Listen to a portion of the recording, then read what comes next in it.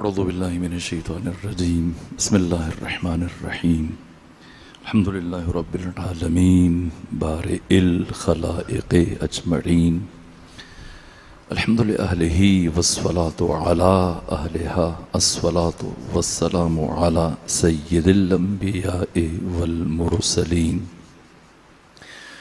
अल-अब्दिल मुअय्यद ar-रसूलिनल मुसद्दद al-मुस्तफ़ल अमजद अल-हबीबिल अहमद अन-नबिय्यिल उम्मिय्यिल मक्किय्यिल मदनी अस्सिराजिल मुनीरिल कौकबिद्दुर्री स्वाहिबिल वक़ार वस्सकीनह अल-मदफून बिअर्ज़ Medina सय्यिदिना व नबीना व शफ़ीक़े दुनूबिना व तबीबे क़ुलूबिना व हबीबे नुफूसिना व मौलाना अबिल क़ासिम मुहम्मदनिल मुस्तफ़ा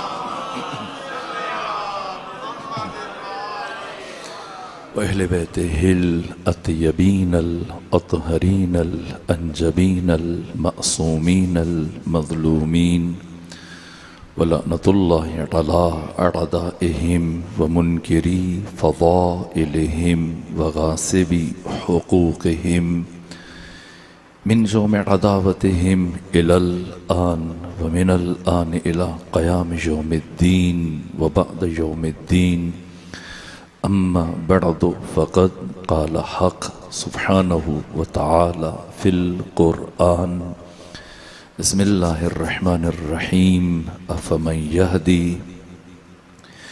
इलल हक़्क़ि अहक़्क़ु अन युत्तबा अम्मन ला यहिद्दी इल्ला अन युहदा फ़मा लकुम कैफ़ तहकुमून। सलावत भेजिए ख़ानदान फ़ातिमा।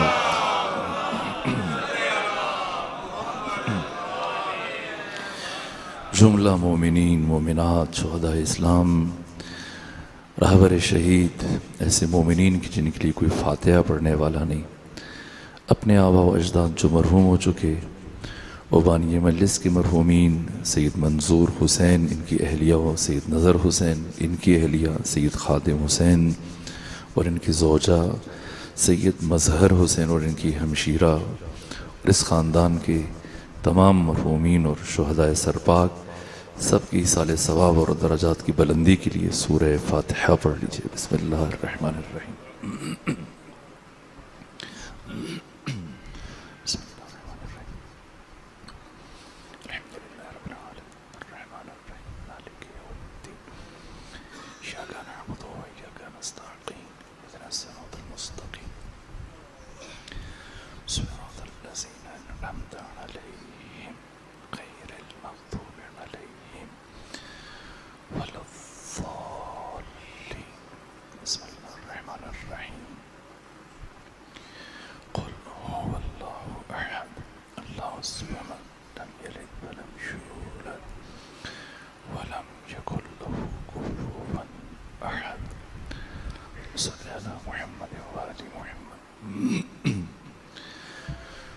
उनतीस कद रोज़े शहादत हज़रत इमाम मुहम्मद तक़ी इमाम जवाद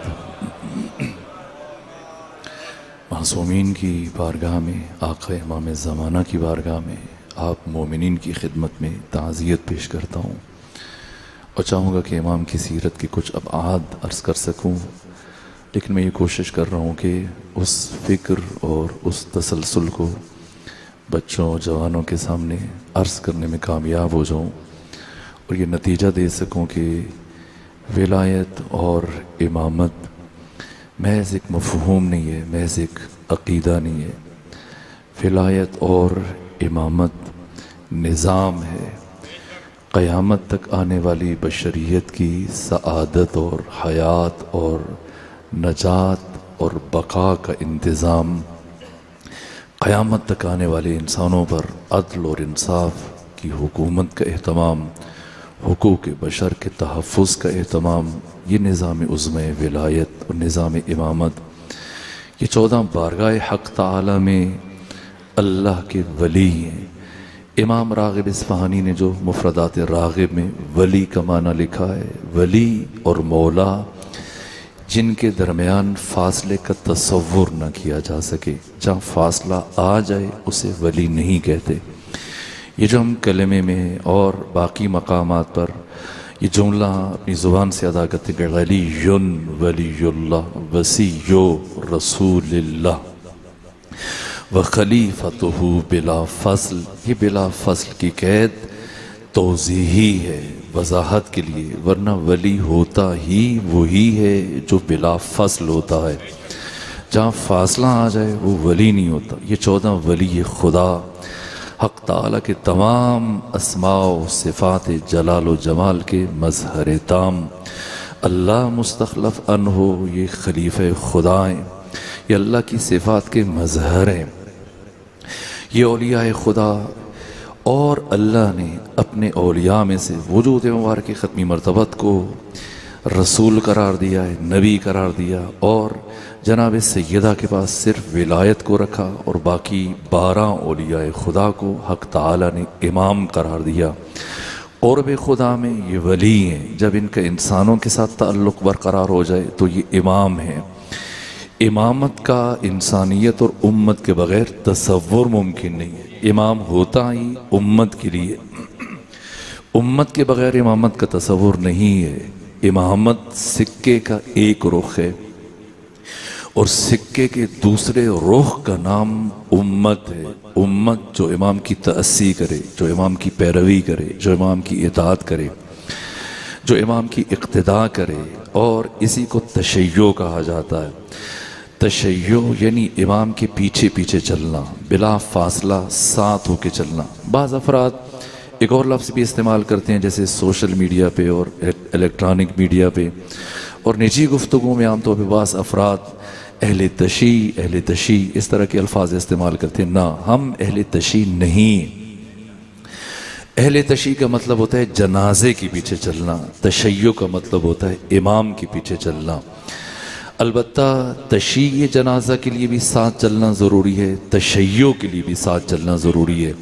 जो आगे निकल जाए वो भी शिया नहीं रहता है, जो बहुत पीछे रह जाए वो भी शिया नहीं रहता, वो जो साथ साथ चलता है। और एक जुमला इब्तिदा में अर्ज़ करूँ कि तशय्यो और तशय्यी और शिया और मुशायअत ये सब एक ख़ानदान के अल्फाज हैं। और जो तशय्यो मकतब इमामत, ये तशय्यो और शिया ये हरगिज़ फ़िरक़ा नहीं है। ये बात बहुत अहम है। तशय्यो फ़िरक़ा नहीं है, जिस तरह से बाकी इस्लाम के दीगर फ़िरके शुमार किए जाते हैं। देवबंदी हैं, बरेलवी हैं, अहले हदीस हैं, हनफ़ी हैं, शाफ़ई हैं, हम्बली हैं, मालिकी हैं, हयाती हैं, ममाती हैं और दीगर फ़िरक़े इस्लामी। ना, तशय्यो फ़िरक़ा नहीं है। अगर कोई हमें फ़िरक़ा कहे वो आप हम पर जुल्म कर रहा है, और इससे बड़ा जुल्म ये होगा कि हम ख़ुद को फ़िरक़ा समझना शुरू कर दें। ना, तशय्यो फ़िरक़ा नहीं है। तशय्यो इस्लाम की नौइयत का नाम है। तशय्यो इस्लाम का मुहाफ़िज़ इदारा है। तशय्यो इस्लाम का हरावल दस्ता है। तशय्यो एक नहज़त का नाम है। तशय्यो एक मूवमेंट का नाम है। तशय्यो एक तहरीक का नाम है, जिसका आगाज़ अहद रसूल से हुआ और इन अफराद की क़यादत करने वाले अली इब्न अबी तालिब इस्लाम और मुस्लिमीन को दुश्मन की साजिशों और मंसूबों से बचाने वाले को शिया कहा जाता है। यही वजह है कि आप आद रसूल से शुरू कीजिए और 250 साल आद इमामत और उसके बाद के तमाम ज़मानों में और फिर इस सदी तक आप आ जाइए और इस वक्त तक कभी भी तशय्यो ने सिर्फ अपना दिफा नहीं किया, अपना तहफ़्फ़ुज़ नहीं किया। इस्लाम के मुहाफ़िज़ हैं तशय्यो, मुस्लिमीन के मुहाफ़िज़ हैं तशय्यो, इस्लामी इंसानी अखलाकी अक़दार के मुहाफ़िज़ हैं। आप देख लीजिए फ़लस्तीन में कौन सा शिया रहता है, तमाम के तमाम अहले तसन्नो ने, लेकिन गज़ा और फ़लस्तीन का तहफ़्फ़ुज़ करने वाले अहले तशय्यो हैं। जहाँ पर भी जब भी 1400 सालों में इस्लाम पर मुस्लिमीन पर मुश्किल वक्त बना है तो तशय्यो ने उठकर दिफा किया और क़यामत तक दिफा करेंगे। और इसी तरह से अहद आइम्मा में ख़ुद मासूमीन की रविश है। इमाम जाफ़र सादिक़ अलैहि आला फ़तह व सना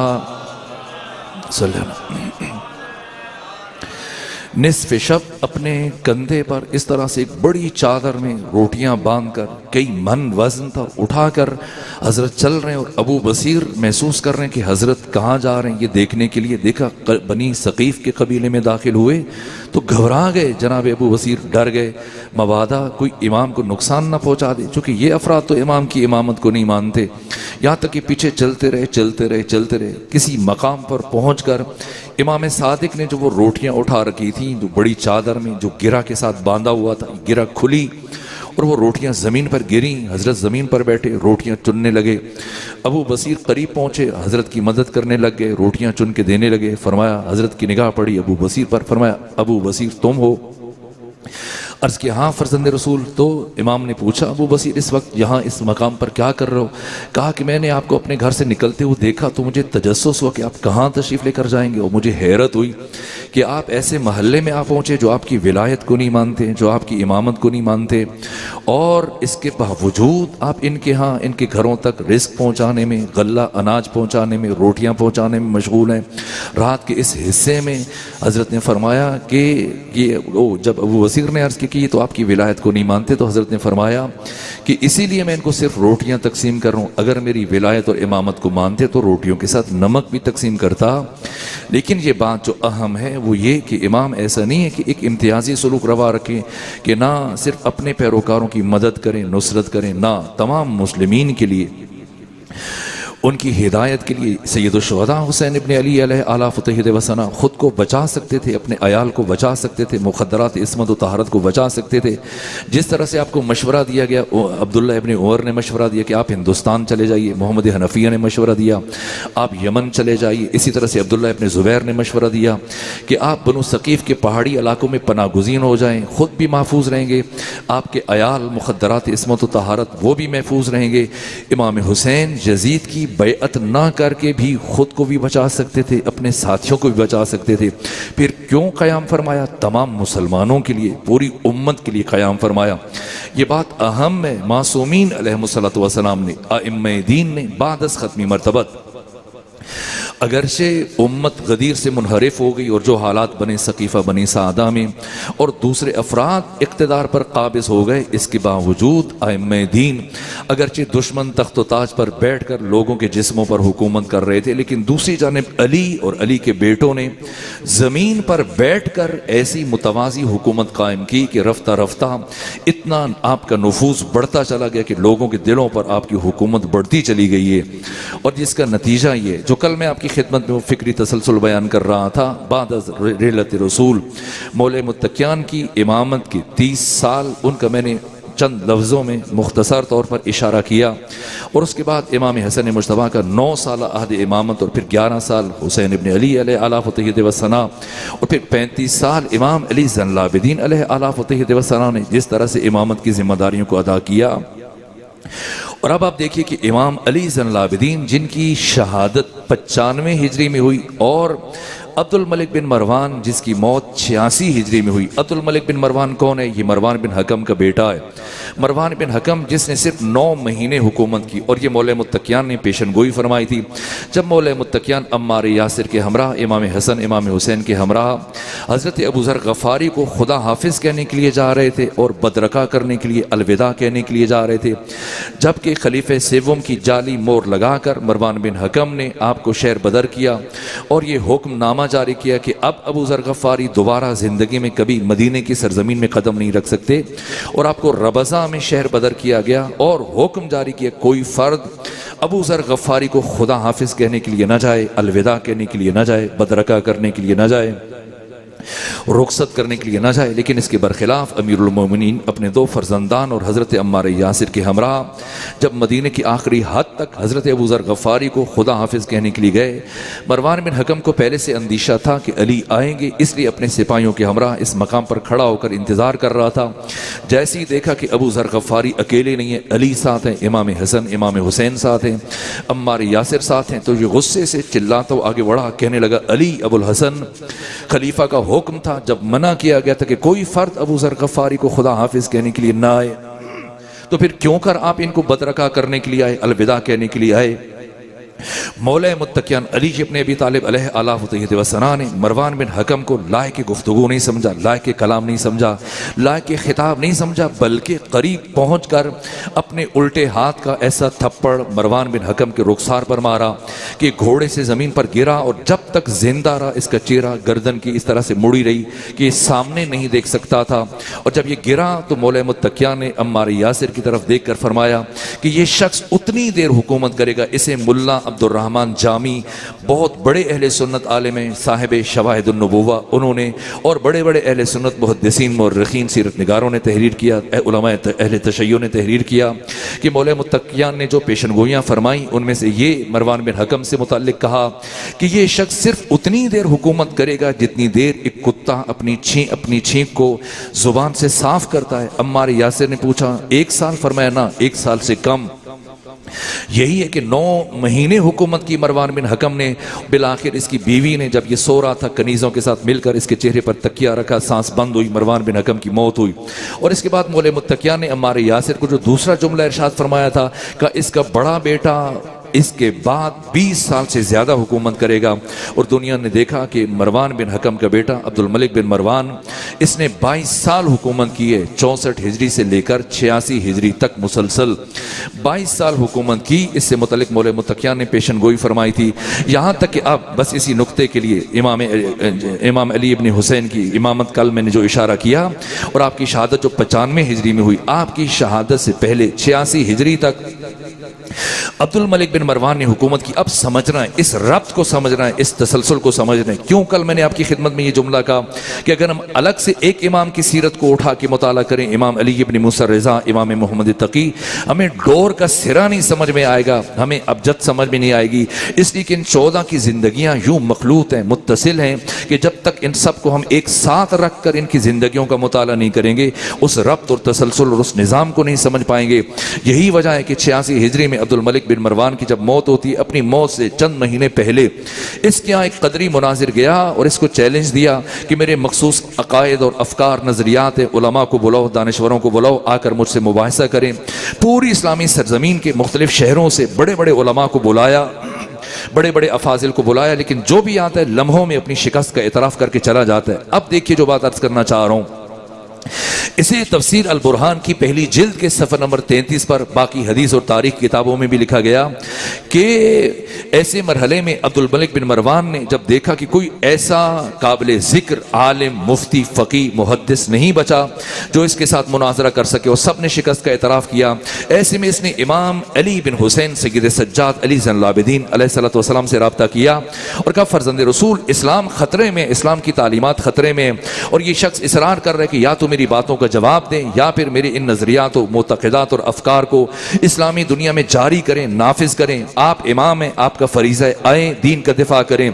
जैसे ये ख़त मिला, बहसीयत इमाम अली बिन हुसैन की जिम्मेदारी थी तशरीफ़ लेकर जाते, लेकिन ना गए नहीं। तमाम मुर्रिखीन ने लिखा इमाम सज्जाद तशरीफ़ लेकर नहीं गए, खुद नहीं गए, अपने 28 साला फर्जंद इमाम मोहम्मद बाकिर को भेज दें। न खुद गए ना अपने फर्जंद को भेजा। किसे भेजा?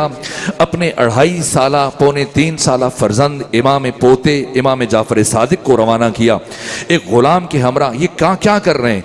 कल जो मैंने आपकी खिदमत में अर्ज किया कि क्या वजह है कि बनु उमैया की हुकूमत 100 साल पूरे न कर सकी, और 40 हिजरी से शुरू होने वाली ये हुकूमत 132 हिजरी में 92 साल मुकम्मल करके हमेशा के लिए खत्म हो गई। किसने खत्म की? अली ज़ैनुल आबिदीन। आपका हकीमाना तर्ज अमल इस तरह से कि बनु उमैया को हरफ गलत की तरह से मिटा दिया, और दोबारा फिर कभी तारीख़ इंसानी में बनु उमैया बरसर इक़्तिदार ना आ सके। और फिर एक जानिब बनु उमैया की हुकूमत ख़त्म हो रही है, दूसरी जानिब अब जबकि दीन की तालीमात को मस्क कर दिया गया है, बिदआत और खुराफात को रिवाज दे दिया बनु उमैया ने, और अब लाजिम है कि मुअस्सिसे मकतब अहले बैत इमाम सादिक को रूशनास कराया जाए।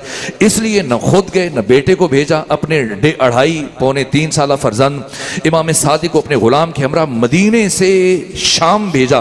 तूलानी तरीन सफर तय किया। अब इस मुनाजरे का अहवाल बयान करने का वक्त नहीं है। बहरहाल जैसी इमाम गए और जो गुफ्तगू हुई इसे मुफस्सिरीन ने तहरीर किया, और जिस तरह से इमाम ने उसके सवालों के जवाब दिए कि खुद आगे बढ़कर उसने उज़्र खाई की, इमाम के नजरियात को कबूल किया। ये मरहला, और आप देखिए जहां इमाम चहारुम ने अपना काम रोका, वहां इमाम पंजुम ने आखिर हुसैन इब्न अली एक एक बच्चे को मुंतखब किया है, एक एक बच्ची को मुंतखब किया है, एक एक फर्द को, एक बुजुर्ग को, किसे लेकर जाना है, किसे छोड़कर जाना है। ये कभी किसी और मौके पर जब 12 ज़िलहज को दोबारा आपकी खिदमत में इस मकाम पर हाजिर होने का मौका मिलेगा, मुहर्रम के करीबी अय्याम, उनमें मैं अर्ज करूंगा हुसैन इब्न अली अलैहि आला फतहियत व सना का इंतिखाब कि किसे मदीना में छोड़ा है, किसे मदीना से अपने हमरा लेके चले हैं। तो यहाँ पर इमाम मोहम्मद बाकिर को मैं एक जुमला अर्ज कर दूं कि जिन अफराद के बगैर करबला का बचना, आशूरा का बचना मुमकिन नहीं था, सिर्फ उन्हीं ज़वात को हुसैन इब्न अली अपने हमरा लेकर गए, और जिन अफराद के बगैर करबला बच सकती थी उन्हें मदीना में छोड़कर गए। तो इमाम मोहम्मद बाकिर को मदीना छोड़कर जा सकते थे, लेकिन अपने हमरा लेकर गए। क्यों लेकर गए? एक रोज़ आशूर वो असासी तरीन किरदार जिसे मैं 12 ज़िलहज को आपकी खिदमत में अर्ज करूंगा कि अगर इमाम मोहम्मद बाकिर को अपने हमरा करबला में न ले जाते तो आशूर के दिन तारीख और बशरियत हमेशा के लिए नाबूद हो जाती और क़यामत बर्पा हो जाती। वो क़यामत का मरहला था। उस एक मरहले के लिए इमाम मोहम्मद बाकिर को अपने हमरा लेकर गए। करबला में रोज़े आशूर इमाम मोहम्मद बाकिर की उम्र मुबारक 3 साल 6 महीने 10 दिन थी। और फिर आपको जो इमाम सज्जाद अपने हमरा शाम में लेकर गए, वो अहम तरीन मरहला, एक किरदार सानिय ज़हरा ने अदा किया, मैं कल मुख्तसर इशारा किया, एक किरदार इमाम अली ज़ैनुल आबिदीन ने अदा किया, इसकी तरफ मैंने कल एक मुख्तसर इशारा किया। एक किरदार वो मकाम जहाँ पर इमाम सज्जाद भी बात नहीं कर सकते थे, जहाँ पर सानिय ज़हरा भी गुफ्तगू नहीं कर सकती थी, इस मरहले के लिए इमाम मोहम्मद बाकिर को लेके जाया गया। एक वो मरहला कि जब एक मरतबा यजीद चिल्ला गया और जब उसे कुछ समझ में नहीं आ रहा था, दाएं बाएं जो उसके खुशामदी और उसके मुशीर बैठे थे, कहा बताओ क्या करूं, किस तरह से मैं इन अफराद से निपटूं, ये चंद बच्चे, ये खवातीन, ये कैदी कि जिन्होंने मुझे जिज करके रख दिया है। इसके मुशीर इसे मशवरा देने लगे, कहा कि जब तुमने करबला में तमाम मर्दों को कत्ल कर डाला है तो ये चंद बच्चे, ये चंद बच्चियां और ये चंद खवातीन और ये शख्स, एक कैदी शख्स, इनको कत्ल करना तुम्हारे लिए कौन सा बड़ा मसला है, कत्ल करवा दो। तो जैसे ही उसने सोचा और इरादा किया कि इमाम सज्जाद को शाम में शहीद करे, बीबियों को शहीद कर दिया जाए, बच्चों को शहीद कर दिया जाए, इस मरहले में हजरत इमाम मोहम्मद बाकिर अलैहि आला फतहियत व सना ने अपना किरदार संभाला। आपका उम्र, आपके सने मुबारक 4 साल से कम में आगे बढ़े और आप यजीद से गुफ्तगू करते हुए फरमाया, ए यजीद, क्या तुम जानते हो कि तुम्हारे मुशीरों में और फिरऔन के मुशीरों में क्या फर्क है? कि नहीं, मुझे नहीं मालूम, आप बताइए। फरमाया, सुनो, तुम्हारे मुशीरों में और फिरऔन के मुशीरों में यह फर्क है कि फिरऔन के मुशीर जब फिरऔन जनाब मूसा कलीम के मुकाबले में जब वो शिकस्त का इतराफ़ करने लगा और जब उसे कुछ समझ नहीं आ रहा था कि क्या करे, तो जब उसने अपने मुशीरों से मशवरा दिया तो उसके मुशीरों ने कहा कि जादूगरों को बुलाओ। उनमें से किसी एक ने भी नहीं कहा कि मूसा को कत्ल कर दो, और तुम्हारे सारे मुशीर तुम्हें यह मशवरा दे रहे हैं कि हमें कत्ल कर दिया जाए। समझते हो कि इस फर्क की वजह क्या है? क्यों उनमें से किसी एक ने भी कत्ल का मशवरा नहीं दिया, और क्यों ये सारे मुशीर तुम्हें कत्ल का मशवरा दे रहे हैं? यजीद कहने लगा, नहीं ए बाकिर, ए मोहम्मद बाकिर, मुझे नहीं मालूम, आप बताइए। ये 3.5 पौने 4 बरस का बच्चा गुफ्तगू कर रहा है यजीद के साथ, जो 3 बर्रे आज़मों का हुक्मरान है। फरमाया, इसलिए कि मेरे जद रसूलुल्लाह ने फरमाया था कि किसी नबी और नबी की औलाद को सिर्फ वो कत्ल करता है जो वलदुज़्ज़ना होता है, जो हरामजादा होता है। तो समझ लो कि फिरऔन के मुशीरों में से कोई, सब गुनहगार थे लेकिन उनमें से कोई एक भी हरामजादा नहीं था, और तुम्हारे मुशीरों में कोई एक भी हलालजादा नहीं है, वरना हरगिज़ तुम्हें ऐसा मशवरा ना देते। जिसके बाद यजीद खुद कांप गया और अपने इस इरादे से दस्तबरदार हुआ। ये इमाम मोहम्मद बाकिर, ये आपका किरदार, 18 साल 10 महीने 12 दिन आपने अपनी इमामत का इस तरह से जो किरदार अदा किया है, इसे अपने मकाम पर बयान होना चाहिए। और जहां पर हजरत इमाम मोहम्मद बाकिर ने इमामत के सिलसिले को पहुंचाया, अब यहां से इमाम जाफर सादिक ने दुनिया की अदीमुन नज़ीर दानिशगाह का आगाज किया। अपने बाबा के छोड़े हुए 11 शागिर्दों से दुनिया की बेमिसाल यूनिवर्सिटी कायम की कि चश्मे फलक ने दोबारा वो मंजर नहीं देखा। आज की मुतमद्दन मुहज़्ज़ब मुसक़्क़फ़ दुनिया में बड़ी बड़ी यूनिवर्सिटियां, बड़ी बड़ी दानिशगाहें, ऑक्सफोर्ड है, कैम्ब्रिज है, कैलिफोर्निया, हार्वर्ड यूनिवर्सिटी और कितनी बड़ी बड़ी यूनिवर्सिटियां हैं, लेकिन आप जाकर देखिए दुनिया की किसी भी यूनिवर्सिटी में सारे के सारे उलूम नहीं पढ़ाए जाते। कुछ उलूम एक यूनिवर्सिटी में, कुछ उलूम दूसरी यूनिवर्सिटी में पढ़ाए जाते हैं। पहली मर्तबा चश्मे फलक ने यह मंजर बारगाह इमाम सादिक में देखा कि सारे के सारे उलूम एक साथ इमाम सादिक की बारगाह में पढ़ाए जाते हैं, और आपके शागिर्दों की तादाद बढ़ते बढ़ते 4000 तक जा पहुंची। और इन शागिर्दों को मुख्तलिफ उलूम में यूं तैयार किया कि बड़ी बड़ी बरजस्त तरीन शख्सियात को जनाब ज़ुरारा को इल्म फ़िक़्ह में अहकाम में तैयार किया। किताब तहारत से लेकर किताब दियात तक जो 56 फ़िक़्ह की बड़ी बड़ी किताबें, जिनमें से 3 साढ़े 3 लाख अहकाम हलाल और हराम को बयान किया किया गया। इनमें ज़ुरारा जैसी शख्सियतों को तराशा, तैयार किया उलूम हदीस में। हज़रत अबू बसीर को तैयार किया इल्म कलाम में, अकायद में, उसूल दीन में। मोमिन ताक जैसी शख्सियत को तैयार किया है हिकमत व फ़लसफ़ा में। हश्शाम बिन हकम को तैयार किया उलूम कुरान में। जनाब हिमरान जैसी शख्सियत को तैयार किया लुग़त व अदबियात में। अबान बिन तगलब को तैयार किया है इल्म कीमिया और केमिस्ट्री में। जाबिर बिन हय्यान जैसी शख्सियत को तराशा। ये छोटे बच्चे और ये जवान जो स्कूलों में कॉलेजेस में जाते हैं, जिस शख्सियत को आज भी बाबा कीमिया कह के बुलाया जाता है, फादर ऑफ केमिस्ट्री, जाबिर बिन हय्यान, ये इमाम जाफर सादिक के 4000 शागिर्दों में से एक शागिर्द हैं। इन्होंने अपनी जिंदगी में 400 किताबें लिखी और अपनी एक किताब के शुरू में ये तारीखी जुमला लिखा, जाबिर बिन हय्यान बाबा कीमिया, फादर ऑफ केमिस्ट्री ने, कि कयामत तक आने वाला कोई एक दानिश्वर मेरे किसी भी नजरिए को रद्द नहीं कर सकता। क्यों? इसलिए कि मैं इमाम जाफर सादिक का शागिर्द हूं।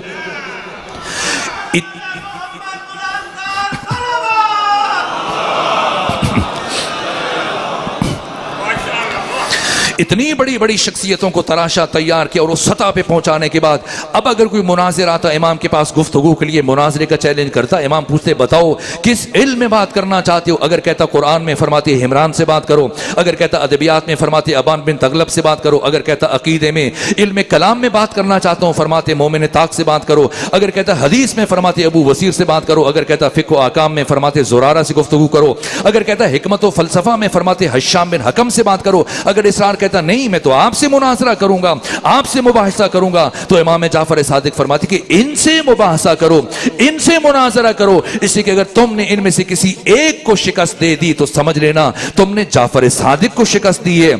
इस बाम उरूज पर पहुंचाया तशय्यो को। मुरीद परवर नहीं थे, शख्सियत परवर थे। इतनी बड़ी बड़ी शख्सियतों को तराशा, तैयार किया, पूरी इस्लामी दुनिया में फैला दिया अपना वकील बनाकर। इस तरह से कि अब अगर कोई दीन सीखने के लिए, मसला पूछने के लिए, फतवा लेने के लिए इमाम के पास आता, या माले इमाम, माले खुदा, खुम्स व ज़कात लेकर इमाम के पास आता, तो फरमाते जाओ अपने इलाके में चले जाओ, वहां जिसे मुअय्यन किया उससे इन मसाइल का जवाब पूछो, और माले खुदा और माले इमाम, खुम्स व ज़कात उस तक पहुंचाओ। इसलिए उस जो वो जवाब दे उसे मेरा जवाब समझ के कबूल करो। ये बात है, इमामत को एक निज़ाम के तौर पर मुतारिफ करवा रहे हैं। और उमवी और अब्बासी हुक्मरानों के मुकाबले में इमामत को एक मुतवाज़ी निज़ाम के तौर पर मुतारिफ करवाया आइम्मा दीन ने। ये इमाम सादिक अलैहि आलाफ तहीद व सना कि मंसूर दवानकी मजबूर हो गया जब किसी भी तरह से इसलिए अपनी कमायगी, बेबजाती और अपनी बेहैसियती का एहसास सताने लगा और दायमन एहसास महरूमी, एहसास कमतरी में मुब्तला होने लगा। इसकी नींदें हराम हो गई और जब इसने ये महसूस किया कि मैं तो महज लकड़ी के तख्त पर बैठकर लोगों के जिस्मों पर हुकूमत कर रहा हूँ। इस वक्त पूरी इस्लामी दुनिया में 3 बड़े आज़मों में अगर किसी शख्सियत की लोगों के दिलों पर हुकूमत है तो वो इमाम जाफर सादिक है। लिहाजा मजबूर होकर इस पापड़ बेलता रहा, कोशिश करता रहा, और जब इसकी सारी साजिशें कामयाब हुई तो अब इसने मजबूर होकर इमाम जाफर सादिक को शहीद करवाया। और 65 बरस की उम्र में जब इमाम सादिक की शहादत हुई तो अब लोग ये सोच रहे थे कि शायद दुनिया की सबसे बड़ी यूनिवर्सिटी का दरवाजा हमेशा के लिए बंद हो जाएगा।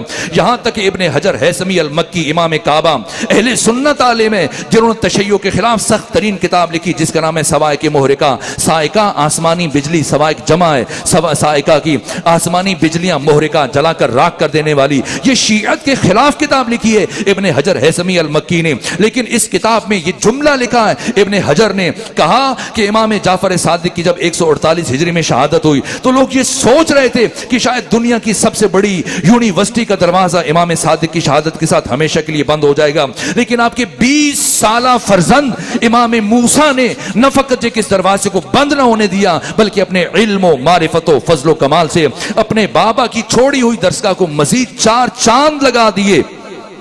और पूरी इस्लामी दुनिया से सिमट सिमट कर लोग फिर से इमाम मूसा कासिम के गिर्द जमा होने लगे, इस 20 साला जवान के गिर्द जमा होने लगे। और इतना शौक बढ़ चुका था इल्म मारिफत का कि अपनी बगलों में आमले और आबनूस की तख्तियां लिए हुए, अपने हाथों में कलम और दवात लिए हुए हमतन तैयार रहते थे कि जैसे ही इमाम मूसा की जबान से कोई जुमला अदा हो फौरन उसे जब्त कर लें, सब्त कर लें, लिख लें, महफूज कर लें ताकि जाया ना हो जाए। और इस बाम उरूज तक पहुंचाया इमाम मूसा कासिम अलैहि आलाफ तहियत व सना ने। अपनी इमामत के 35 सालों सालों में कि खुद हाकिम वक्त मुसलसल इस तरह से जिद होता चला गया कि मजबूर होकर उसने इमाम को कैद किया। तमाम आइम्मा में से पहले इमाम है इमाम मूसा काजिम की, जिन्हें नमाज की हालत में गिरफ्तार किया गया जबकि मस्जिद नबवी में आप रुकू के लिए झुके। इस हालत में हारून रशीद के 200 सिपाही आगे बढ़े, आपको गिरफ्तार किया गया और बस तफसीलात का बयान का वक्त नहीं है। यहां तक कि 35 सालों में ज्यादा वक्त नजरबंदी में गुजरा और मैंने गिना है, शुमार किया दिनों को महीनों को मिलाकर तकरीबन 16 साल बनते हैं। 16 साल आपको कैद में रखा गया और शायद इंसान सोचे कि शायद इन 16 सालों में या फिर नजरबंदी के अय्याम में सिलसिला इमामत रुक गया होगा और लोगों की रुश्द और हिदायत और उनकी रहनुमाई इस तरह से नहीं कर पा रहे होंगे, लेकिन ना, इस तरह से आपके बुलंद तरीन किरदार की मिसालें छिन छिन कर बुलंद बाला कैद खाने की दीवारों से पूरी इस्लामी दुनिया में फैल रही थी।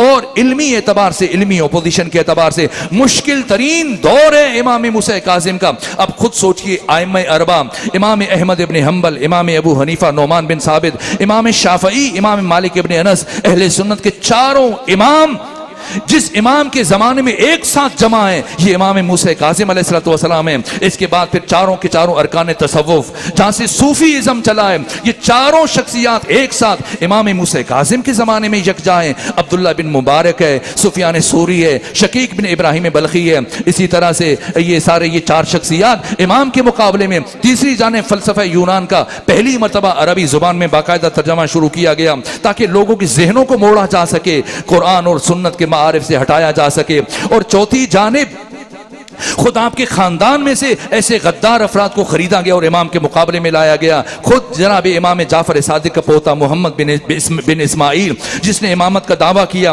और इमाम की कत्ल की साजिश में भी शरीक हुआ है। और पांचवी जानिब बनु अब्बास के जालिम तरीन हुक्मरान, और इन सब का मुकाबला करने अकेले मूसा काजिम ने, वो भी जिंदान में रहते हुए। और किस तरह से इमामत की है कि खुद हारून रशीद का अपना बेटा कासिम इमाम का किस तरह से आपकी मोहब्बत में मुब्तला हुआ है। किस तरह से, अब वक्त नहीं है कि मैं उन वाकयात को, जुजियात को आपके सामने बयान करूं। यहां तक कि 16 साल मुसलसल कैद में रखा है। और कैसी कैद है, दुनिया की मुश्किल तरीन कैद तारीख बशर में, तारीख आदम में, तारीख आलम में, तारीख खातम में, तारीख इंसानी में किसी कैदी पर इतने जुल्म नहीं हुए जितने जुल्म इमाम मूसा पर हुए, इमाम काजिम पर हुए। बराबर 16 साल वो इमाम के, जिनसे मुतल्लिक इमाम जमाना फरमाते हैं कि मेरा सलाम उस कैदी पर। मैंने कल कुछ मसाइब आपके बयान किए, ये मुश्किल तरीन कैद, यहां तक कि फिर आपको कैद से जब निकाला गया और कैद से निकालकर हारून रशीद ने दरबार में बुलाया मुज़ाकरात के लिए कि बैठे गुफ्तगू करते हैं। जब हर तरह से जुल्म के पहाड़ इसने तोड़ दिए, हर रोज आपको जिंदान में कोड़े मारे जाते थे, 3-3 दिन तक पानी नहीं दिया जाता था, इमाम तयम्मुम करके नमाज अदा करते थे। ये सख्तियां, और किस तरह से इमाम की फिर शहादत होती है। और शहादत से पहले जब हारून रशीद ने इमाम को बुलाया कि क्यों मेरी मुखालिफत से हाथ नहीं उठाते हैं, क्यों मेरा साथ नहीं देते, क्यों मेरी बैत नहीं कर लेते, अगर हुकूमत चाहिए बताएं, मैं आपको हुकूमत में शरीक करार देता हूं, मदीने के गवर्नर बनना चाहते हैं, मैं आपको गवर्नर बना देता हूं, जमीन जायदाद चाहिए, सोना चांदी चाहिए, गुलाम कनीजे चाहिए, जो मांगे देने के लिए तैयार हूं। हत्ता इमाम इस तरह से हारून रशीद की तरफ देख भी नहीं रहे थे और ये बराबर पेशनहाद करता चला जा रहा था, पेशकश करता चला जा रहा था, ये ले लीजिए, ये ले लीजिए। यहां तक कि हारून ने कहा कि अगर कहें मैं आपको फदक वापस कर देता हूं, आप मुझसे राजी हो जाएं। जैसी फदक का लफ्ज इसकी जुबान से जारी हुआ, इमाम ने मुड़कर हारून रशीद की तरफ देखा, फरमाया हाँ, अगर फदक देने की बात करता है तो तुझे मुआफ करने से मुतालिक सोचा जा सकता है कि मैं अभी लिख के देता हूं और आज ही फदक आपकी तहवील में देता हूं। इमाम ने फरमाया लेकिन मेरी एक शर्त है। कहने लगा कौन सी शर्त है? फरमाया फदक अपनी तमाम तर हुदूद क़ुयूद के साथ वापस लौटाया जाए। क्या हुदूद फदक है, क्या कुयूद फदक है? फरमाया पहली हद अदन है, दूसरी हद समरकंद है, तीसरी हद बुखारा है, चौथी हद हिंदुस्तान है, पांचवी हद अफ्रीका है, छठी हद बहीर अहमर है। जैसे जैसे इमाम फदक की हुदूद बयान कर रहे थे, इसके चेहरे की रंगत बदलती जा रही थी, जहां तक उठकर खड़ा हो गया, गुस्से से कांपने लगा। कहा है मूसा काजिम, इसका मतलब है कि सारी हुकूमत ये तीनों बरे आज़म उठाकर आपको दे दूं। इमाम ने फरमाया क्या तू ये समझता है कि मेरी दादी फातिमा ज़हरा चंद दरख्तों के हुसूल के लिए खलीफा के दरबार में गई थी? ये हमारा हक है जिसके ऊपर तुम काबिज बने हुए हो। यहां तक कि दोबारा से इमाम को जिंदान में मुंतकिल किया गया और फिर जिंदान में होते हुए इतना मुनज़्ज़म किया तशय्यो को इमाम मूसा काजिम ने कि जब आपके फर्जंद, आपके 35 साला बेटे इमाम अली इब्न मूसा रिज़ा अलैहि आलाफ तहीद वसना ने इमामत की जिम्मेदारियों को संभाला तो वो फकीदुल मिसाल इस्तिकबाल के, आप खुद अगर जायजा लीजिए इन 190 सालों का, इंसान हैरान हो जाता है। 11 हिजरी में पैगंबर की रहलत हुई और 200 हिजरी में जब इमाम अली इब्न मूसा रज़ा मदीने से खुरासान की तरफ आ रहे थे और जब बाजार निशापुर में पहुंचे 1.5 लाख अफराद का ये अदीमुन नज़ीर इज्तिमा, हद निगाह तक लोग ही लोग नजर आ रहे थे। इमाम अली इब्न मूसा रज़ा की इमामत के ये 20 साल इनको समझना होगा, लेकिन मैं बस मुख्तसर इशारा करूं, चूंकि इमाम अली इब्न मूसा रज़ा की शहादत भी इन्हीं अय्याम में हुई है। 23 ज़ीक़ात को आपकी शहादत हुई है और 29 ज़ीक़ात को आपके फर्जंद इमाम मोहम्मद तकी की शहादत हुई। सिर्फ 2 से 3 जुमले इमाम अली इब्न मूसा रज़ा से मुतल्लिक अर्ज करूं कि किस तरह से आपने अपने आइम्मा की इमामत को किस तरह से उस बामे उरूज तक पहुंचाया कि 183 हिजरी में इमाम मूसा कासिम को शहीद किया गया और 183 हिजरी से लेकर 193 हिजरी तक 3 जमादियो सानी तक 10 साल हारून रशीद के ज़माने में आपने इमामत की अजीम जिम्मेदारियों को अदा किया। और कभी आप मिस्र तशरीफ ले जाते, कभी कूफा तशरीफ ले जाते, कभी करबला तशरीफ ले जाते और मुख्तलिफ मकामात पर अलनी तौर पर हारून की मुखालफत करते, अपनी विलायत और अपनी इमामत को बयान करते। और सफ़वान बिन याहिया आपके सहाबी ने आपकी खिदमत में अर्ज किया, फर्जंद रसूल यूं खुलकर हारून रशीद की मुखालिफत ना किया करें, मबादा वो आपको जिंदान में न डाल दे, या जैसे आपके बाबा को शहीद किया आपको भी शहीद ना कर दे। तो इमाम ने यह सुनकर वो तारीखी जुमला कहा जिसे अहले सुन्नत के मुहद्दिसीन मुर्रिखीन सीरत निगारों ने लिखा है। इमाम ने फरमाया कि जब अबू जहल मेरे जद रसूलुल्लाह के कत्ल की मंसूबे बनाता था और आपको कत्ल की धमकियां देता था, तो अहले मक्का को खिताब करते हुए मेरे नाना रसूलुल्लाह ने यह फरमाया था, अहले मक्का अगर अबू जहल मेरे कत्ल की साजिश में कामयाब हो जाए तो मुझे हरगिज़ अल्लाह का रसूल ना समझना। और सुनो सफ़वान बिन याहिया, मैं इसी मोहम्मद मुस्तफ़ा का बेटा अली इब्न मूसा रज़ा तुमसे ये कह रहा हूं कि अगर हारून और रशीद मेरा एक बाल भी बीका करने में कामयाब हो जाए तो तुम मुझे हरगिज़ अल्लाह रसूलुल्लाह का जानशीन ना समझना, तो मुझे मोहम्मद मुस्तफ़ा का वारिस ना समझना। ये 10 साल हारून के ज़माने में और 193 हिजरी से लेकर 198 हिजरी तक मोहम्मद अमीन जो हारून रशीद का बड़ा बेटा था, जुबैदा का बेटा था, जिसका ताल्लुक शाही खानदान से था, और फिर अगले 5 साल आपने मामून और रशीद 198 से लेकर 203 हिजरी तक इमामत की जिम्मेदारियों को अदा किया, जिनमें से पहले 17 साल आपने मदीना में गुजारे और आखिरी 3 साल आपने खुरासान में गुजारे वलीअहद सल्तनत की हैसियत से। अब आप समझिएगा, मैं इमाम की बाकी सीरत के आपका इल्म, आपकी मारिफत, आपकी बसीरत, आपकी शुजाअत और आपकी दीगर खिदमात और तकरीम इंसान में जो आपका किरदार है, सब चीजें बजाय खुद, लेकिन फिर किसी और मौका पर सिर्फ एक जुमला अर्ज करूं ताकि पिछले आइम्मा के 190 सालों का खुलासा किया जा सके और फिर बारगाह इमाम मोहम्मद तकी तक पहुंचा जा सके कि आखिर क्या वजह है, क्यों मामून और रशीद जो इक्तिदार के हुसूल के लिए अपने भाई मोहम्मद अमीन को कत्ल कर रहा है, क्या वजह बनी है कि वो इमाम अली इब्न मूसा रज़ा को पहले खिलाफत की पेशकश कर रहा है, फिर अपना वलीअहद सल्तनत मुंतखब कर रहा है। हर जुमे के खुतबे में आपका नाम लिया जाता है, आपका जिक्र किया जाता है। 3 बर्रे आज़मों में इमाम अली इब्न मूसा रज़ा के नाम का सिक्का जारी हुआ है। आखिर क्या बात है, पिछले आइम्मा ने तशय्युअ को इतना मजबूत कर दिया, इतना मुनज़्ज़म कर दिया। आज जो आलमी सतह पर आप देख रहे हैं, जब सारी दुनिया ने तागूत के सामने सर टेक दिए, सबके सब सजदारेज हो गए, तो आखिर हुसैन इब्न अली की नस्ल से ये ऐसा मुजाहिद उठा है कि दुनिया को हैरान कर दिया है। आज सारी इस्लामी सतह पर हलचल मची हुई है। ये ईरान क्या है, ये इसी तशय्युअ का तसलसल है, ये आइम्मा दीन की तालीमात है, ये 250 साला वो फिक्र है, वो तसलसल है जिसको लेके तशय्युअ ने समझा और अपना वो तारीखी किरदार अदा कर रहे हैं। हमने इस किरदार को समझना है। इमाम अली इब्न मूसा रज़ा जब बाजार निशापुर में पहुंचे, मैं बाकी उलमा की बात नहीं करता, मौलाना शिबली नौमानी जिनका ताल्लुक बरे सगीर पाको हिंद से है, जो 1857 ईस्वी में पैदा हुए, 1914 ईस्वी में जिनकी वफात हुई है, इन्होंने मुख्तलिफ किताबें लिखी हैं, सीरतुन नबी की पहली 2 जिल्दें, फिर इनकी वफात हुई, इनके शागिर्द सईद सलमान नदवी ने मुकम्मल किया, इसी तरह से अल फारूक, और एक किताब लिखी है मौलाना शिबली ने अल मामून, उन्होंने भी जिक्र किया, और अहले सुन्नत बड़े बड़े उलमा ने लिखा है। 1.5 लाख अफराद ने इमाम अली इब्न मूसा रज़ा का बाजार निशापुर में इस्तिकबाल किया। हद निगाह तक लोग ही लोग नजर आ रहे थे। जैसे आज मसलन चकवाल से आपका कोई दोस्त हज के लिए चला जाए, ज़ियारत के लिए चला जाए, आपको पता होता है फला दिन वो वापस आएगा, इतने बजे उसकी फ्लाइट है, प्लेन से आ रहा है, ट्रेन से आ रहा है, जहाज से आ रहा है, बस से आ रहा है, आप उसी टर्मिनल या हवाई अड्डे पर पहुंच जाएंगे, वक्त मुकर्ररा पर 5-10 मिनट ऊपर नीचे हो जाएंगे। लेकिन जब इमाम अली इब्न मूसा रज़ा मदीने से चले, किसी को नहीं पता था कब खुरासान पहुंचेंगे, बस इतना ऐलान करवा दिया गया था कि फर्जंद रसूल मदीने से चल चुके थे, लेकिन इतना शौक था, इतना इतना इश्तियाक था, इतनी मोहब्बत थी, लोगों के दिलों में इतनी मोहब्बत बढ़ चुकी थी खानदान रिसालत की निस्बत। ये पिछले आइम्मा दीन की मेहनत है कि जब बाजार निशापुर में कदम रखा इमाम अली इब्न मूसा रज़ा ने, 1.5 लाख अफराद ने इंतखाब किया, आपका इस्तिकबाल किया, हद निगाह तक लोग ही लोग नजर आ रहे थे, सरों की सियाही, चूंकि इमाम की जान को खतरा था। 20 अम्मारियां थी और मालूम नहीं था कि अली इब्न मूसा रज़ा कौन सी अम्मारी में इस तरह से सफर कर रहे हैं। ऐसे में जब लोगों का इसरार बढ़ा, फर्जंद रसूल इतने दिनों से और इतने घंटों से बराबर आपका इंतजार कर रहे हैं, रुखे जमाल से पर्दा हटाइए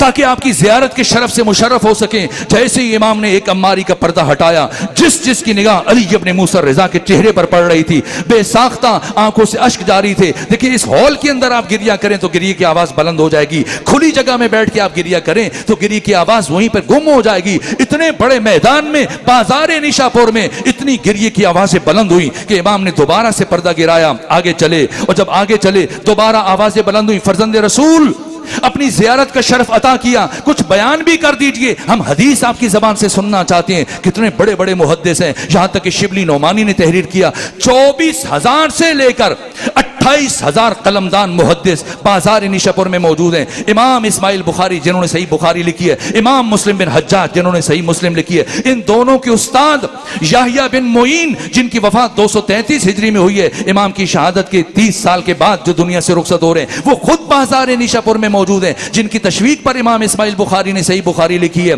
खुद इमाम अहमद इब्न हंबल जिनकी वफात 241 हिजरी में हुई, वो बाजार निशापुर में मौजूद है। 9 बरस की उम्र में फतवा देना शुरू किया। जब इमाम की इमामत का आगाज हुआ, इनकी उम्र 19 साल थी, बाजार निशापुर में इनकी उम्र 36.5 साल थी। इमाम अहमद इब्न हंबल पहाड़ से वजनी नाम है, 2.5 लाख का हदीस का हाफिज, खुद बाजार निशापुर में मौजूद है। जब इतने बड़े बड़े मुहद्दिस मौजूद हैं, फिर इमाम अली इब्न मूसा रज़ा से क्यों इसरार किया जा रहा है कि आप हदीस सुनाएं, जबकि हाफिजान हदीस मौजूद हैं और बड़े बड़े मुहद्दिस मौजूद हैं। तो किसी मुहद्दिस की जबान से हदीस का सुनना और है, और अपने जमाने के मोहम्मद मुस्तफा की जबान से हदीस का सुनना। यही वजह है, जैसे ही इमाम से इसरार बढ़ा, इमाम ने अम्मारी का पर्दा हटाया और फरमाया, सुनो, मुझसे मेरे बाबा मूसा काजिम ने, ये इमामत है। इस फिक्र को बयान करने की कोशिश कर रहा हूं, इस नुक्ते तक पहुंचना गुज़ीर था ताकि बारगाह इमाम मोहम्मद तकी तक पहुंचा जा सके। फरमाया, सुनो, मुझसे मेरे बाबा मूसा काजिम ने, उनसे उनके बाबा जाफर सादिक ने, उनसे उनके बाबा मोहम्मद बाकिर ने, उनसे उनके बाबा अली ज़ैनुल आबिदीन ने, उनसे उनके बाबा हुसैन इब्न अली ने, उनसे उनके भाई हसन मुश्तबा ने, उनसे उनके बाबा अली इब्न अबी तालिब ने, उनसे पैगंबर गिरामी इस्लाम ने, और उनसे अल्लाह ने ये फरमाया। वजन करेंगे इस सिलसिले का, इस तरतीब का वजन करेंगे। इमाम अहमद इब्न हंबल मौजूद थे, 2.5 लाख का हदीस के हाफिज, कुरान मजीद की 6236 आयतें। खुद सोचें कि क्या हाफिजा है इमाम अहमद इब्न हंबल का। उन्होंने इस सिलसिले को सुनकर एक तारीखी जुमला कहा है, कहा कि बाजार निशापुर में जिस तरह से अली इब्न मूसा रज़ा खुद से खुदा तक पहुंचे और जिस तरतीब से इन नामों को अपनी जुबान से जारी किया, अगर इन नूरानी पाकीज़ा मुबारक नामों को इसी तरतीब के साथ पढ़कर किसी पागल और दीवाने पर दम कर दिया जाए तो उसे शिफा हासिल हो जाए। इसे इमाम अली इब्न मूसा रज़ा का सिलसिलतुज़ ज़हब कहा जाता है। सिलसिलतुज़ ज़हब, हर रावी का, हर मुहद्दिस का अपना एक सिलसिलतुज़ ज़हब है। जैसे उम्मुल मोमिनीन आयशा अहले तसन्नुन के हजारों अहादीस उनसे मिलती हैं, और अगर कई रावी, हजारों सैकड़ों रावी उनसे हदीस नकल करें उम्मुल मोमिनीन आयशा से, किसी को वो अहमियत नहीं दी जाएगी जो उनके भांजे उर्वा बिन ज़ुबैर की हदीस को अहमियत दी जाएगी। उर्वा बिन ज़ुबैर से 1000 मुहद्दिस हदीस नकल करें, किसी को वो अहमियत नहीं दी जाएगी जो मोहम्मद इब्न मुस्लिम इब्न शुआब ज़ुहरी उनसे हदीस नकल करे। ये इनका सिलसिलतुज़ ज़हब है। और ये अली इब्न मूसा रज़ा जो बाजार निशापुर में सिलसिलतुज़ ज़हब बयान कर रहे हैं, और जब बयान किया अल्लाह ने ये फरमाया तो समाते इतने उरूज पर, फरमाया, सुनो खुदा क्या फरमा रहे, कलिमतु ला इलाहा इल्लल्लाह हिस्नी, कलिमा ला इलाहा इल्लल्लाह मेरा किला है। फमन दखल फी हिस्नी अमिन मिन अजाबी, जो इस किला तौहीद में दाखिल हो गया वो मेरे अजाब से बच गया। ये फरमाया, पर्दा गिराया, आगे चल पड़े,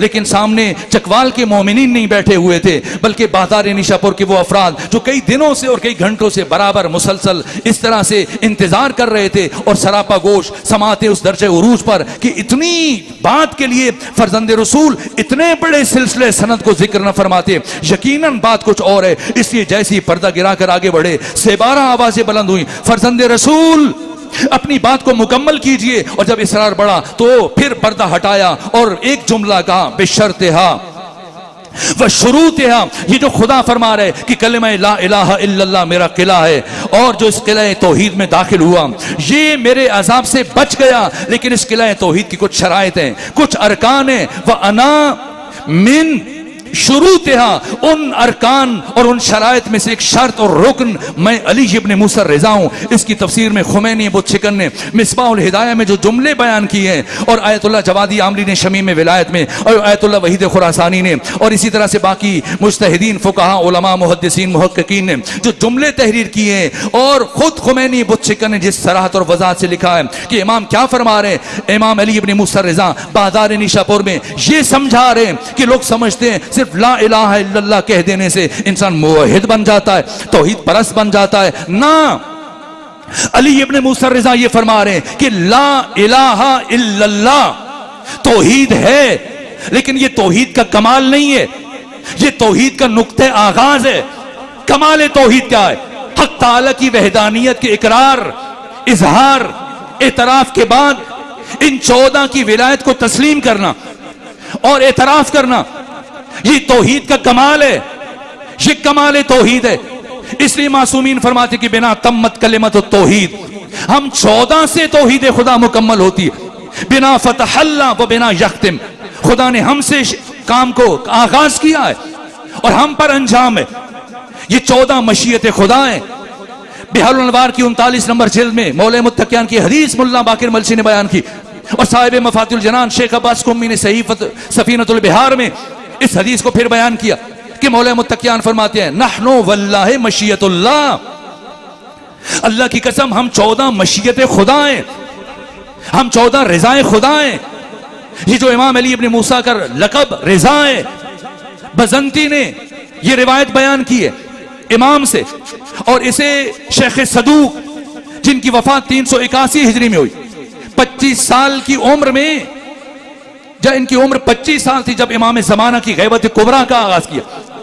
इमाम ज़माना की गैबत सुगरा के 70 सालों में 25 साल गुजारने वाले शेख सदूक मुतवफ़ा 381 हिजरी उयून अखबार रिज़ा के सफ़ा नंबर 13 पर ये जुमले तहरीर किए, भजंती से रिवायत नकल की कि लोगों ने इमाम मोहम्मद तकी अलैहिस्सलाम से पूछा कि बाज़ अफराद कहते हैं कि रज़ा का लक़ब मामून और रशीद ने दिया, चूंकि उन्होंने विलायत अहदी को कबूल किया था इसलिए उसने आपको रिज़ा का लक़ब दिया। इमाम ने फरमाया लोग झूठ बोलते, मेरे बाबा अली को रिज़ा का लक़ब खुद खुदा ने दिया।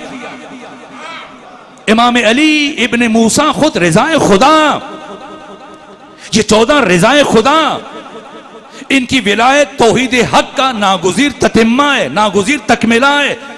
इसे मिसबाहुल हिदाया में खुमैनी बुतशिकन ने, आयतुल्लाह वहीद खुरासानी ने, इन तमाम शख्सियात ने तूल तफसील के साथ बयान किया।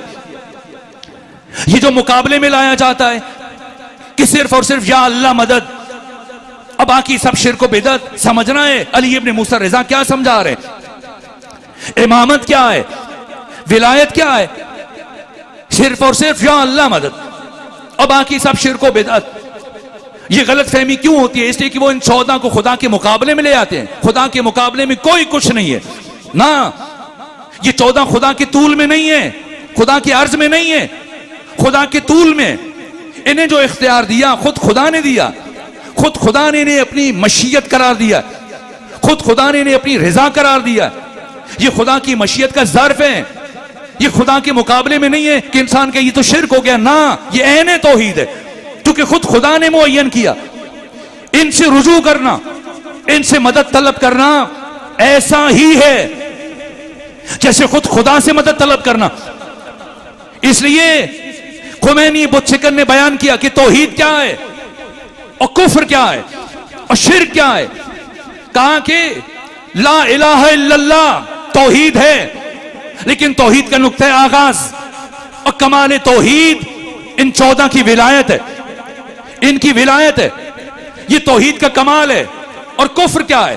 का अल्लाह का, और अल्लाह के बाद इन 14 में से किसी एक का इनकार, किसी एक से दुश्मनी, किसी एक से मुखालिफत, किसी एक के मुकाबले पर आ जाना, ये कुफ्र है, कुफ्र। और इन 14 के अलावा कायनात के किसी भी 15वें इंसान को उठाकर इनकी सफ में शामिल करने की कोशिश करना और इनका बराबर करार देने की कोशिश करना, यह शिर्क है। शिर्क इनसे मांगना ऐसा ही है जैसे खुद खुदा से मांगना, क्योंकि खुदा ने मुअय्यन किया। यह हक ताला की मशीयत है, यह अल्लाह की रजा है, यह खुदा का इरादा है। अगर किसी को समझने में दिक्कत पेश आए तो जाए रोज़े आशूर, जब हुर इब्न यजीद अर्रियाही अपने बेटे और गुलाम के हमरा आंखों पर पट्टी बांधकर हुसैन इब्न अली की बारगाह में गए, दस्त अदब जोड़ दिए, कहा आका हुसैन, क्या खुदा मुझे मुआफ कर देगा? क्या अल्लाह मेरी तौबा कबूल कर लेगा?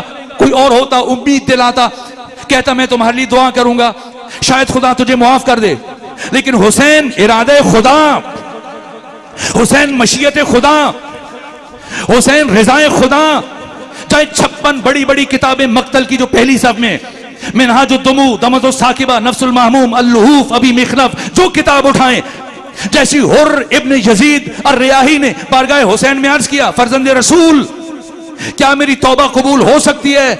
लबहाए हुसैनी में जुम्बश पैदा हुई, फरमाया हुर जा, अल्लाह ने तुझे मुआफ किया। हुसैन इरादे खुदाएं, ये 14 खुद रिजाए खुदाएं। इनसे मांगना ऐसा ही है जैसे खुद खुदा से मांगना।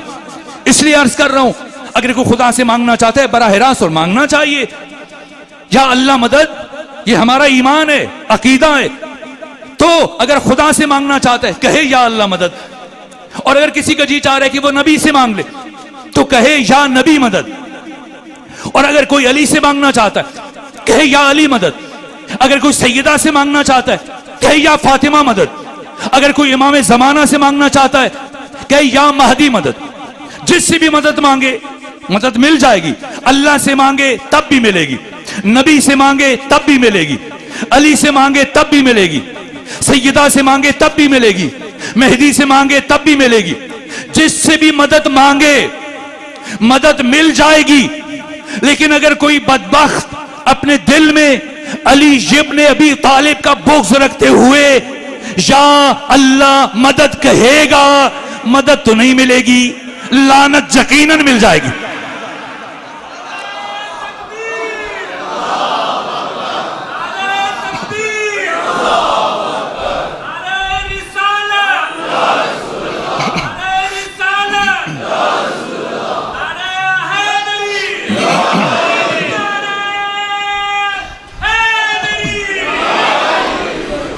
दो 200 हिजरी में इमाम अली इब्न मूसा रज़ा बाजार निशापुर में पहुंचे और 3 साल फिर आपने खुरासान में गुजारे। और इन 3 सालों में यहाँ तक अहले सुन्नत के बड़े बड़े अफाज़िल उलमा, यहाँ तक कि साहिब मुफरदात इमाम राग़िब इस्फ़हानी ने आपके इल्म से मुतल्लिक़ लिखा, काना कलामुहु कुल्लुहु व जवाबुहु व तमस्सुलुहु इंतिज़ाअतुम मिनल कुरआन। अली इब्न मूसा रज़ा 55 सालों में जब भी गुफ्तगू करते थे, जब भी कलाम करते थे, जब किसी के सवाल का जवाब देते थे, या जब अपनी गुफ्तगू में कोई मिसाल लेके आते थे, सारी की सारी बात कुरान से किया करते थे। हर 3 दिन में कुरान हकीम की तिलावत करने वाले, यहां तक के देबल खिजाई जब उन्होंने इमाम की खिदमत में मरसिया पढ़ा तो इमाम ने 10,000 दिरहम अता की और उसके बाद एक पैरहन दिया। इसे बहरुल अनवार में और बाकी कुतुब में तहरीर किया गया। और इमाम ने फरमाया, सुनो देबल, इस पैरहन का, कमीज का बहुत ख्याल रखना। इसको पहने हुए मैंने 1 मिलियन रकत, 10 लाख रकत नमाज अदा की और 1000 मरतबा कुरान हकीम की तिलावत का शरफ हासिल किया। जिंदगी में हर 3 दिन में कुरान मुकम्मल करते थे। आपका इल्म, आपकी बसीरत, आपकी मारिफत, आपकी शुजाअत। ऐसा नहीं कि हारून की मुखालफत करते थे और इधर 3 दिन जो आपने विलायत अहदी के गुजारे तो अब शायद कुछ आप मसलहत से काम लेते हो ना। मामून और रशीद के जमाने में, उसके दरबार में 2 फर्द जब इमाम को मुलाकात के लिए मदीने से आए, बैठे, कुछ लम्हे इमाम के पास गुजारे और बातचीत हुई। और जब उठने लगे तो इमाम ने फरमाया एक से कि तुम नमाज कसर अदा करना, और दूसरे फरमाया कि तुम अपनी नमाज पूरी पढ़ना, और जिससे फरमाया तुम अपनी नमाज पूरी पढ़ना उस पर तो बिजली चमकी।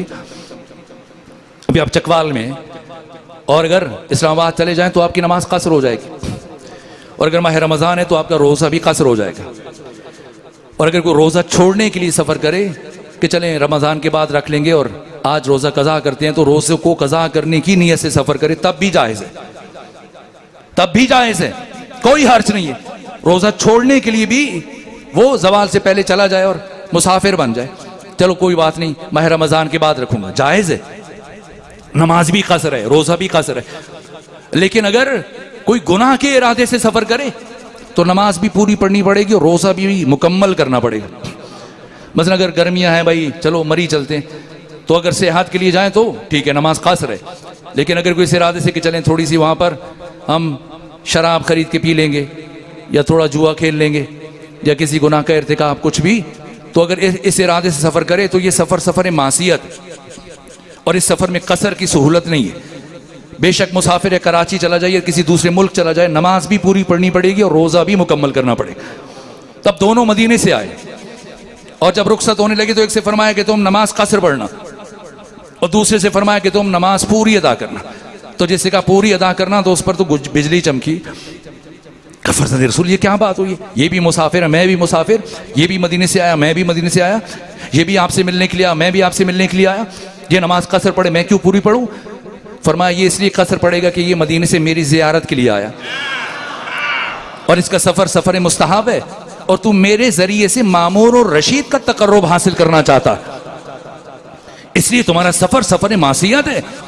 क्या मामूर ने समझ लिया कि वो विलायत आदि का इस तरह से कहकर इमाम को अपने साथ हमरंग नहीं कर सकता, इसलिए मजबूर हुआ और फिर ईद की नमाज के मामलात और बाकी तफासिल खुद मजबूर हुआ कि इमाम को शहीद करे और 203 हिजरी में इमाम को शहीद किया। और अब आपके 7.5 साल फर्जंद इमाम मोहम्मद तकी, मैं शर्मिंदा हूँ, इस फिक्री के तसलसल को बयान करना इतना ज़रूरी था कि मैंने इन मामलात को आपके सामने अर्ज किया। और ये पहली मरतबा देखिए 3 आइम्मा है जिनकी इमामत का आगाज कमसिनी में हुआ। एक इमाम ज़माना, आपकी इमामत का आगाज 4.5 बरस की उम्र में हुआ। दूसरे इमाम अली नकी अलैहिस्सलाम जिनकी इमामत का आगाज 6 बरस की उम्र में हुआ। और तीसरे इमाम मोहम्मद तकी अलैहिस्सलाम जिनकी इमामत का आगाज 7.5 बरस की उम्र में हुआ। अभी यही सरपाक में नमाज के बाद अब शबी ताबूत बरामद होगी मजलिस के बाद, और जब नमाज का वक्त आए तो अगर मतलब फ़र्ज़ कर लीजिए कि ये बच्चे बैठे हैं, बेशक हाफिज़ कुरान ही क्यों ना हो और बेशक मुज्तहिद बन जाए, इंसान बुलूगत से पहले भी मुज्तहिद बन सकता है। तो जैसे शहीद बाकर सदर हैं और अल्लामा हिल्ली हैं, वो 8-10 बरस की उम्र में मुज्तहिद बने। तो एक बच्चा जो है 10 साल का, 11 साल का, 12-13 साल का, अभी बालिग नहीं हुआ, हाफिज़ कुरान है, मुहद्दिस है और फ़क़ीह है, मुज्तहिद है, क्या आप उसके पीछे नमाज पढ़ेंगे? नहीं पढ़ेंगे। 2 रकत नमाज पढ़ने के लिए तैयार नहीं है। इमाम ज़माना आपकी कम उम्री में इमामत का आगाज हुआ, ये बाद में हुआ। इमाम अली नकी आपकी इमामत का आगाज कम सिनी में हुआ, ये बाद में हुआ। सबसे पहले मरहले में इमाम मोहम्मद तकी, ये बहुत परेशान कुन बात थी लोगों के लिए तहम्मुल करना कि 7.5 बरस का बच्चा जो 3 साल पहले अपने बाबा से अलग हो चुका है, 4.5 बरस की उम्र में इमाम अली इब्न मूसा रिजा से अलग हुए अपने बाबा से, और फिर 3 सालों में न कभी आप खुरासान गए, न इमाम अली इब्न मूसा रिजा कभी पलटकर मदीना आए। तो ये 7.5 बरस का बच्चा पूरी दुनिया के लिए कैसे इमाम बन सकता है? इस बात को तहम्मुल करना, इसके लिए ज़र्फ चाहिए। यहां तक कि यूनुस बिन अब्दुर रहमान जैसे इमाम अली इब्न मूसा रिजा की शहादत की खबर वापस मदीना पहुंची है और अहले तशय्यो, खवास, बड़े जिम्मेदार अफराद जमा हुए, रो पीट रहे थे, तो यूनुस बिन अब्दुर रहमान आगे बढ़ा और कहा कि रोना पीटना छोड़ो, जल्दी से अली इब्न मूसा रिजा के जानशीन का इंतखाब करो। किसी ने कहा आपके फर्जंद इमाम मोहम्मद एक ही बेटे और इमाम अली इब्न मूसा रिजा की उम्र मुबारक 47.5 साल थी जब इमाम मोहम्मद तकी की विलादत हुई, और लोग आपको अबतर का ताना देना शुरू हो गए। इसके अलावा ना कोई बेटी है इमाम रिजा की, ना कोई बेटा है। ये जो आपके चकवाल में भी रज़वी सादात कहलाते हैं, ये हकीकतन तकवी सादात है। इमाम रिजा का इमाम मोहम्मद तकी के अलावा कोई दूसरा बेटा नहीं। ये एहतराम है इमाम अली इब्न मूसा रिजा में, चूंकि इस मजलूम इमाम को अबतर का ताना दिया गया। तो यूनुस बिन अब्दुर रहमान कहा कि रोना पीटना छोड़ो और अली इब्न मूसा रिजा के जानशीन का इंतखाब करो। तो हुसैन बिन क़यामा ने कहा कि ये आपके फर्जंद मौजूद हैं। कहा ठीक है, मैंने सुन रखा है, अली इब्न मूसा रिजा ने इनकी इमामत की बात की थी, लेकिन अभी ये कमसिन है, इस कमसिनी में हम कैसे इमाम मान लें? यहां तक कि रयान बिन सल्त आगे बढ़े और कहा ए यूनुस बिन अब्दुर रहमान, इमाम खब एक दिन का जो अगर उसे खुदा ने मुअय्यन किया तो इमामत की सलाहियत रखता है, और अगर वो 1000 साल उम्र रखता है लेकिन उसे खुदा ने मुअय्यन नहीं किया तो वो आम इंसानों की माने दे, वो इमाम करार नहीं पा सकता। लेकिन अगर अल्लाह किसी को इमाम करार दे, जिस तरह से खुद जनाब ईसा रूहुल्लाह 3 दिन के थे और गहवारे में कलाम किया, इन्नी अब्दुल्ला आतानी अल किताब वजालनी नबिया। खुद इमाम रिजा अरे आला फतहियत वसना से जब इस्तिफसार किया कि आपके बाद के इमाम कौन है, फरमाया मेरा बेटा मोहम्मद तकी। कहा छोटे, तो आपने जनाब याहिया की मिसाल दी, सूरह मुबारक मरियम की 12 नंबर आयत की तिलावत की। यहां तक कि रेहान बिन सल्फ कहते हैं कि मैं सोने चांदी की बनी हुई खूबसूरत से खिलौने लेकर गया इमाम के पास, और जैसे ही मैंने इरादा किया कि इमाम को पेश करूं, तो इससे पहले कि मैं पेश करता तो नाराज होकर मेरी जानिब देखा और मैंने कहा फर्जंद रसूल कुछ गलती हुई।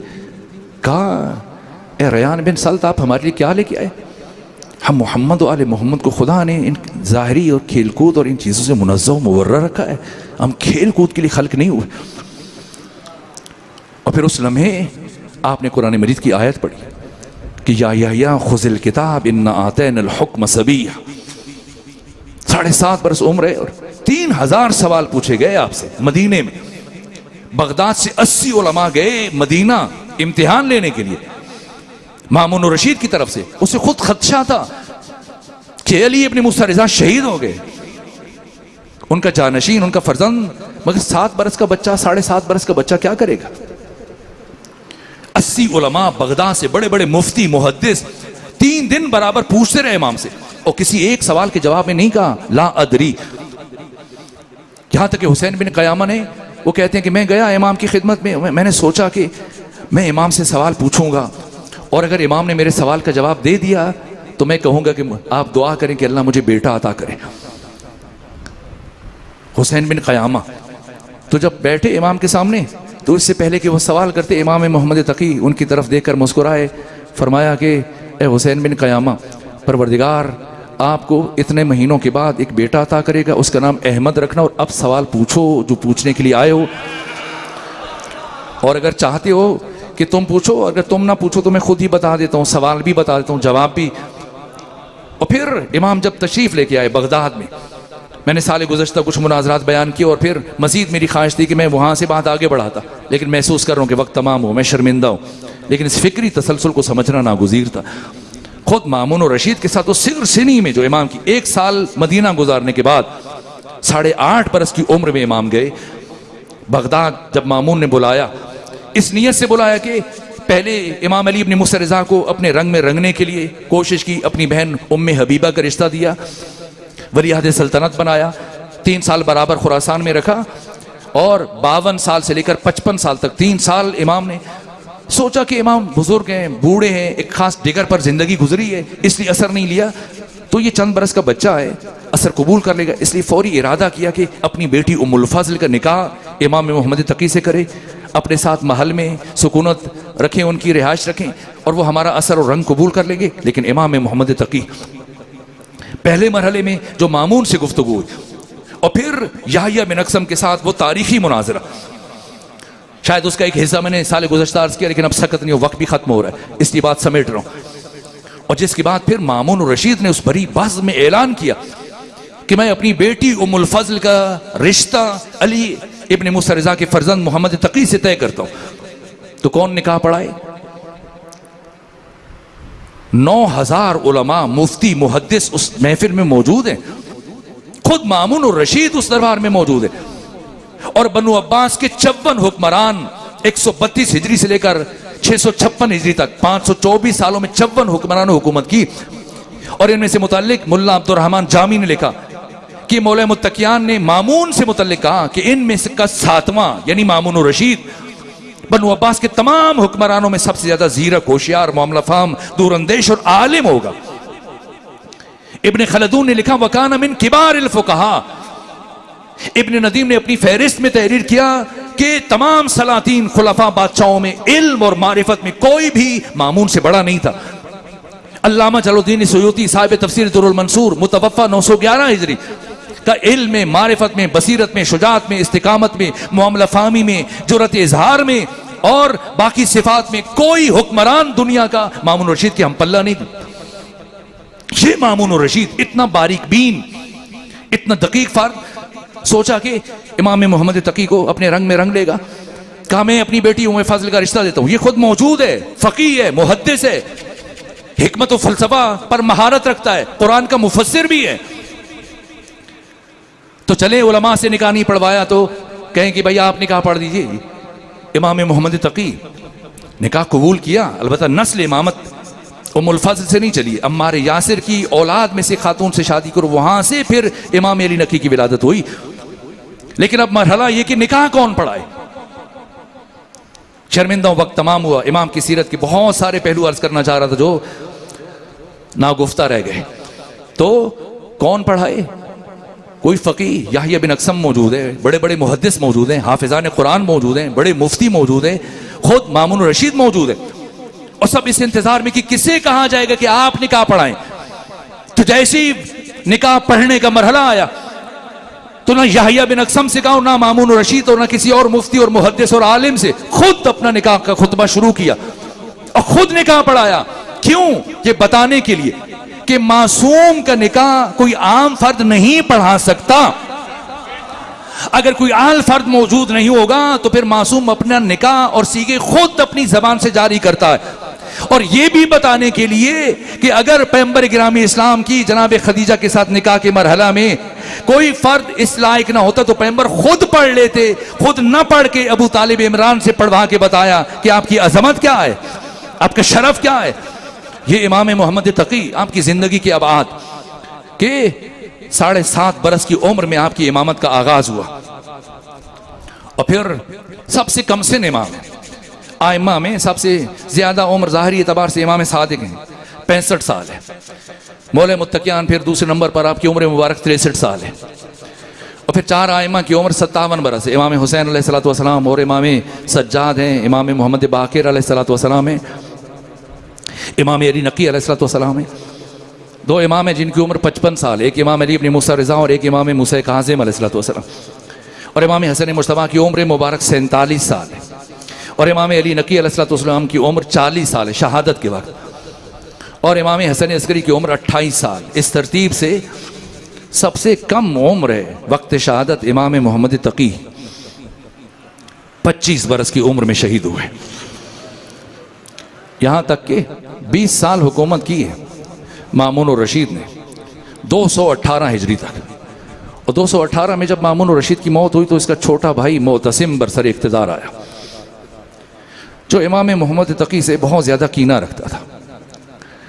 और बिलखुसूस इसकी बेटी उम्मुल फज़ल जब भी अपने बाप को शिकायत का ख़त लिखती कि इमाम मोहम्मद तकी ने दरबार में महल में सुकूनत इख्तियार करने से इनकार किया और किराए का मकान लिया। 1 साल रहे बगदाद में किराए के मकान में। कोई खादिम नहीं है दरवाजे पर, कोई पहरेदार नहीं है, कोई मुहाफिज नहीं है, और आम लोगों में चले जाते हैं और एक आम इंसान की हैसियत से यूं जिंदगी गुजारते हैं सबके बीच में रहते हुए। और जब कोई शाही रंग कबूल ना किया और फिर बाद में मदीने वापस गए तो बेटी रोज शिकायत का खत लिखती है बाप को, मामून को, कि इस तरह से बहुत सादा जिंदगी, मैं उनके साथ नहीं रहना चाहती। लेकिन मामून हमेशा मना कर देता कि तुम्हें उन्हीं के साथ रहना होगा। तो बहरहाल जब 218 में मामून की मौत हुई और अब इसके छोटे भाई मोतसिम की हुकूमत शुरू हुई तो इसने 3 मरतबा इमाम को शहीद करने की कोशिश की, क्योंकि बहुत कीना रखता था। बस मेरे अजीज़ों, शर्मिंदा हूँ, वक्त बहुत ज़्यादा हुआ और चूँकि मैंने गुफ्तगू को समेटना था और किसी मरहले तक पहुँचाना था, इसलिए काफ़ी ज़्यादा ज़हमत दी। आप मुझे मुआफ़ रखेंगे और मेरा उज़्र कबूल करेंगे। लेकिन यहाँ इस मरहले में पहुँच कर मोतसिम ने अब इरादा किया कि मज़ीद इमाम मोहम्मद तकी के वजूद को बर्दाश्त नहीं किया जा सकता, इसलिए कि पूरी इस्लामी दुनिया में इतनी महबूबियत थी, लोग दूर और नज़दीक से सिमट कर आपकी ज़ियारत के लिए जमा होते थे। इस दर्जा हसीन थे कि मिस्र से आया हुआ एक मोमिन जिसका नाम अली बिन असबात, वो कई घंटे बराबर बैठकर इमाम मोहम्मद तकी के चेहरे की तरफ देखता।